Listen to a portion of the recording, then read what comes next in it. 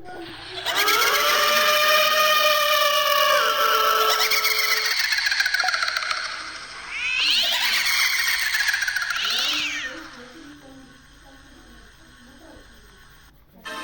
জানো, একবার শীতের মধ্যে আমাদের বাড়ির একটা কাকার গায়ে হলুদ চলছিল।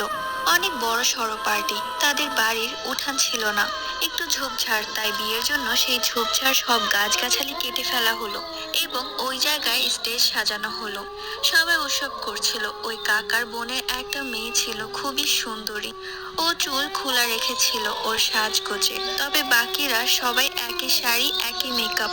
ও ছাড়া কারো চুল খোলা নেই।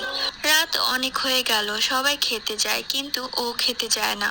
আমি ওর কাছে গিয়ে বলি, কি রে সিনথিয়া, তুই খাবি না? ও কোনো কথাই বলে না।